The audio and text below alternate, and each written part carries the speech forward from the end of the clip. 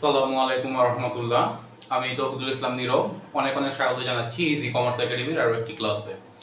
সুপ্রিয় শিক্ষার্থী, আজকে আমরা শিখব অংশীদারি ব্যবসায়িক হিসাবের অংশীদারদের মূলধন হিসাব। অংশীদারি ব্যবসায়িক হিসাবের অংশীদারদের মূলধন হিসাব খুব সহজে শিক্ষার্থীরা আজকের এই ক্লাসের মাধ্যমে আপনারা শিখতে পারবেন অংশীদারদের মূলধন হিসাব। চলুন আরও বেশি কথা না বাড়িয়ে প্রবেশ করা যাক আজকের এই ক্লাসে। সুপ্রিয় শিক্ষার্থী, আপনারা বোর্ডে দেখতে পাচ্ছেন যে অংশীদারদের মূলধন হিসাবের মধ্যে দুইটা পার্ট আছে, দুইটা পার্শ্ব আছে, একটা ডেবিট পাশ, একটা ক্রেডিট পাশ। একটা সুপ্রিয় শিক্ষার্থী ডেবিট পাশ, একটা ক্রেডিট পাশ। সুপ্রিয় শিক্ষার্থী, আমাদের অংশীদারদের মূলধন হিসাবের মধ্যে ডেবিট পাশে যে আইটেমটা আসবে সেটা হচ্ছে উত্তোলন হিসাব। কি আসবে?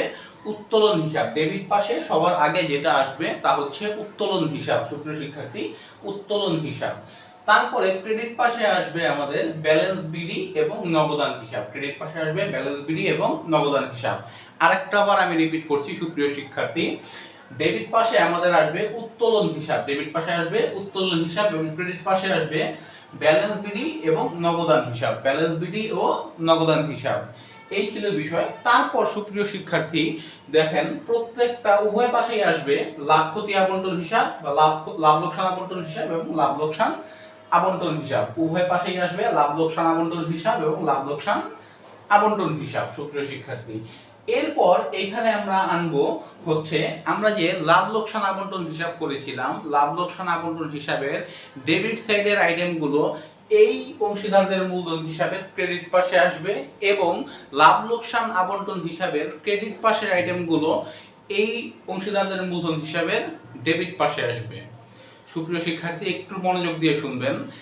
আমরা যে লাভ ক্ষতি আবন্টন হিসাব বা লাভ লোকসান আবন্টন হিসাব তৈরি করেছি, ওই লাভ লোকসান আবন্টন হিসাবের ডেবিট সাইডের আইটেমগুলো অংশীদারদের মূলধন হিসাবের ক্রেডিট সাইডে আসবে এবং লাভ ক্ষতি আবন্টন হিসাবের ক্রেডিট সাইডের আইটেমগুলো এইখানে অর্থাৎ অংশীদারদের মূলধন হিসাবের ডেবিট সাইডে আসবে। ক্রেডিট সাইডের গুলো ডেবিট সাইডে এবং ডেবিট সাইডের গুলো ক্রেডিট সাইডে আসবে। সুপ্রিয় শিক্ষার্থী, এই ছিল বিষয়। তো যদি আপনারা না বুঝে থাকেন আরেকটা বার রিপিট করছি, আমরা যে লাভ লোকসান আবন্টন হিসাব বা লাভ ক্ষতি আবন্টন হিসাব তৈরি করেছি, ওই লাভ লোকসান আবন্টন হিসাবে ডেবিট সাইডের আইটেমগুলো এইখানে ক্রেডিট পাশে আসবে এবং লাভ ক্ষতি আবন্টন হিসাবের ক্রেডিট পাশের আইটেমগুলো এইখানে ডেবিট পাশে আসবে। কিন্তু সুপ্রিয় শিক্ষার্থী, এখানে মনে রাখার মতো বিষয় হচ্ছে দুইটা আইটেম কিন্তু অংশীদারদের মূলধন হিসাবে আসে না। দুইটা আইটেম অংশীদারদের মূলধন হিসাবে আসে না। সেই দুইটা আইটেম কি? সেই দুইটা আইটেম হচ্ছে নিট মুনাফা এবং ঋণের সুদ। নিট মুনাফা এবং ঋণের সুদ। সুপ্রিয় শিক্ষার্থী, একটু মনোযোগ সহকারে শুনবেন। দুইটা আইটেম কিন্তু অংশীদারদের মূলধন হিসাবের মধ্যে যুক্ত হয় না। সেই দুইটা আইটেম কি? একটা হচ্ছে নিট মুনাফা আর একটা ঋণের সুদ। এই দুইটা আইটেম অংশীদারদের মূলধন হিসাবে আসবে না। এই দুইটা আইটেম অংশীদারদের মূলধন হিসাবে আসবে না সুপ্রিয় শিক্ষার্থী। তো এখানে দেখেন, আমরা কিন্তু ওই লাভ লোকসান আবন্টন হিসাবের ডেবিট সাইডের আইটেমগুলো কিন্তু এখানে ক্রেডিট সাইডে বসিয়ে দিয়েছি। অর্থাৎ ওইখানে ডেবিট সাইডে কি ছিল? লাভ লোকসান আবন্টন হিসাবে ডেবিট সাইডে কি কি আসে?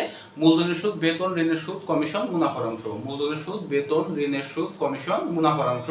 কিন্তু দেখেন এখানে আমরা সব বসিয়েছি, ওই লাভ লোকসান আবন্টন হিসাবে ডেবিট পাশের সব কিন্তু আমরা এখানে বসিয়েছি, কিন্তু কি বসাইনি সুপ্রিয় শিক্ষার্থী? ঋণের সুদ বসাইনি। কারণ এখানে ঋণের সুদ কি হবে না? অন্তর্ভুক্ত হবে না। আমরা কি কি লিখেছি? মূলধনের সুদ, বেতন, কমিশন, মুনাফার অংশ। অর্থাৎ ঋণের সুদ ব্যতীত ডেবিট সাইডের সব আইটেম কিন্তু আমরা এখানে ক্রেডিট পাশে লিখেছি। এবং লাভ লোকসান আবন্টন হিসাবে ক্রেডিট সাইডের আইটেমগুলো কি? নিট মুনাফা, উত্তোলনের সুদ, পণ্য উত্তোলন, ক্ষতির অংশ। নিট মুনাফা, উত্তোলনের সুদ, পণ্য উত্তোলন, ক্ষতির অংশ। এখানে কিন্তু আমরা দেখেন লিখেছি উত্তোলনের সুদ, পণ্য উত্তোলন, ক্ষতির অংশ। লিখি নাই কি?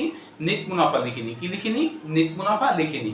অর্থাৎ নিট মুনাফা এবং ঋণের সুদ এই দুইটা আইটেম কি হয় না? আমাদের মূলধন দুঃখিত, অংশীদারদের মূলধন হিসাবে আসে না। নিট মুনাফা এবং ঋণের সুদ অংশীদারদের মূলধন হিসাবে আসে না সুপ্রিয় শিক্ষার্থী। এটা একটু খেয়াল রাখতে হবে। নিট মুনাফা এবং ঋণের সুদ কি হবে না? অন্তর্ভুক্ত হবে না। এবার দেখেন আমরা কি করব? আমরা এই ক্রেডিট সাইডটাকে যোগ করব। ক্রেডিট সাইডটাকে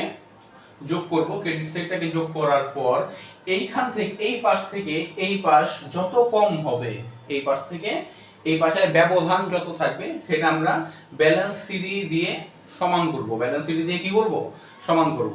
এই ক্রেডিট সাইডের সাথে ডেবিট সাইডের পার্থক্য যত থাকবে, ক্রেডিট সাইডের সাথে ডেবিট সাইডের পার্থক্য যত থাকবে, আমরা কি করব, ব্যালেন্স শিট দিয়ে সমান করব সুপ্রিয় শিক্ষার্থী।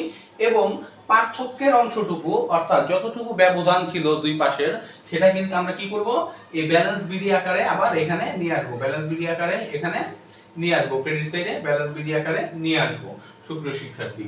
এবার খুব গুরুত্বপূর্ণ একটা বিষয়, খুব মনোযোগ সহকারে শুনবেন এটা, যে কোন বিষয়গুলো আসলে কি, কোন বিষয়গুলো কি। আশা করি এতক্ষণ বুঝতে পেরেছেন সব। এখন একটু দেখা যাক যে কোন বিষয়গুলো আসলে কি। এখানে আমাদের উত্তোলন, প্রথমে আছে কি, উত্তোলন হিসাব। ডেবিট সাইড প্রথমে কি আছে, উত্তোলন হিসাব। তো বুঝতে হবে সুপ্রিয় শিক্ষার্থী, উত্তোলন হিসাব জিনিসটা কি, উত্তোলন হিসাব জিনিসটা কি। একজন অংশীদার সারা বছরে মোট যত টাকা উত্তোলন করেছে, সারা বছরে মোট যত টাকা উত্তোলন করেছে, তার মোট পরিমাণ বসবে এই উত্তোলন হিসাবে একজন অংশীদারের ঘরে। হ্যাঁ, একজন অংশীদারের ঘরে। যেমন এ প্রতি মাসে 1000 টাকা উত্তোলন করেছে, তাহলে আমরা কি করব, এই 1000 কে 12 দিয়ে গুণ করব, হবে কত, 12000 টাকা। এই 12000 টাকা হচ্ছে এর উত্তোলন হিসাবে বসবে, এর উত্তোলন হিসাবে বসবে। অর্থাৎ একজন অংশীদার মোট এক বছরে মোট যত টাকা উত্তোলন করেছে, মোট যত টাকা এক বছরে একজন অংশীদার উত্তোলন করেছে, সেটা বসবে কোথায়, উত্তোলন হিসাবে। সেটা কোথায় বসবে, উত্তোলন হিসাবে সুপ্রিয় শিক্ষার্থী। এবং আমরা এই পাশে চলে আসি, এখানে কি আছে, ব্যালেন্স বিডি। কি আছে, ক্রেডিট পাশে এটা ব্যালেন্স বিডি। ব্যালেন্স বিডি হচ্ছে আমাদের প্রারম্ভিক মূলধন, ব্যালেন্স বিডি হচ্ছে আমাদের প্রারম্ভিক মূলধন। অর্থাৎ অংশীদারগণ একদম শুরুতে যে টাকাটা নিয়ে, যে প্রারম্ভিক মূলধন নিয়ে ব্যবসায় শুরু করেছিল, সেটা হচ্ছে কি ব্যালেন্স বিডি। অংশীদারগণ যে টাকাটা নিয়ে ব্যবসায় শুরু করেছিল তাকে ব্যালেন্স বিডি। তারপরে আছে আমাদের নগদান হিসাব। সুপ্রিয় শিক্ষার্থী মনে রাখবেন, এই নগদান হিসাব হচ্ছে অতিরিক্ত মূলধন অন্তর্ভুক্ত করার জন্য এখানে ব্যবহার করা হয়। অতিরিক্ত মূলধন অন্তর্ভুক্ত করার জন্য এই নগদান হিসাব এখানে ব্যবহার করা হয়।